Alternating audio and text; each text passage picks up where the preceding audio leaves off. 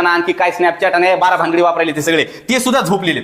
मात्र कर्मचारी संपाच्या दिवशी ते बघा इकडं आता माझ्याकडे एक पेपरची कटिंग आहे. ही बघा ही पेपरची कटिंग आहे, पुण्यनगरी पेपरची कटिंग आहे. अशा भरपूर साऱ्या कटिंग्स माझ्याकडे अवेलेबल आहेत. याच्यामध्ये लिहिलं पगार पाहिजे, लाच पाहिजे आणि पेन्शनही पाहिजे.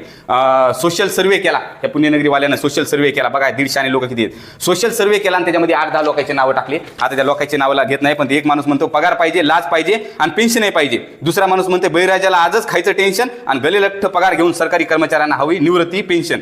तिसरा म्हणते सरकारी बाबू आणि राजकीय बाबा लोकांची पेन्शन बंद झाली पाहिजे. चौथा म्हणते दारू आणि प्लॉटिंगच्या माध्यमातून सरकारला जास्तीत जास्त महसूल भरण्यासाठी गुरुजी लोकांना पेन्शन योजना. म्हणजे अशा कमेंट्स करणारे फेसबुकवर हे दलिंदर कुठे येतात सध्या?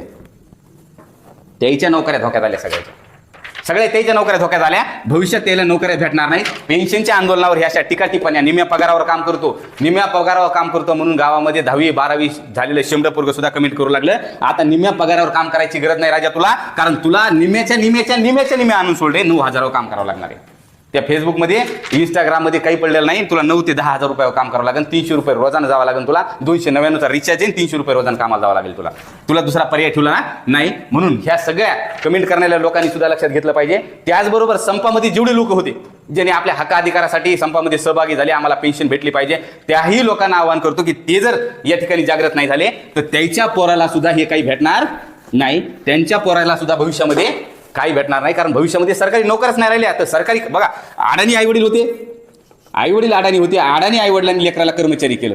म्हणजे ज्याच्या घरी 5 एकर 6 एकर शेती होती, 3 एकर शेती होती, त्याच्या घरामध्ये हे कर्मचारी निर्माण झाला. आता कर्मचारी स्वतःच्या पोराला सरकारी कर्मचारी करू शकणार नाही. कर्मचारी स्वतःच्या पोराला बाह्य यंत्रणेचा कर्मचारी करू शकेल. हे लक्षात घ्या, फार महत्वाची गोष्ट आहे. म्हणजे अडाणी मायबापानं सरकारी कर्मचारी बनवलं, पण सरकारी मायबापानं जर आज जागृत नाही झालं तर तुमचं पोरग बाह्य यंत्रणेचा कर्मचारी होईल. तुमचं पोरग 9 कंपन्यापैकी एका कंपनीचा कर्मचारी होईल आणि त्या कंपनीचा कर्मचारी झाला तर हायर अँड फायर कधीही काढू शकते, कधी घेऊ शकते.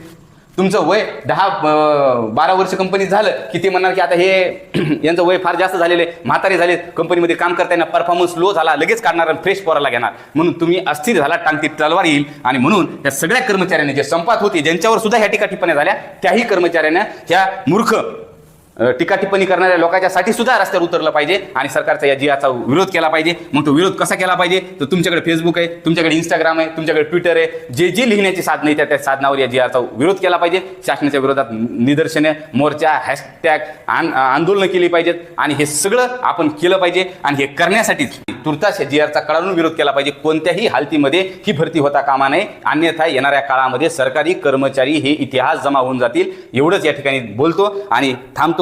धन्यवाद. जय संविधान, जय भारत.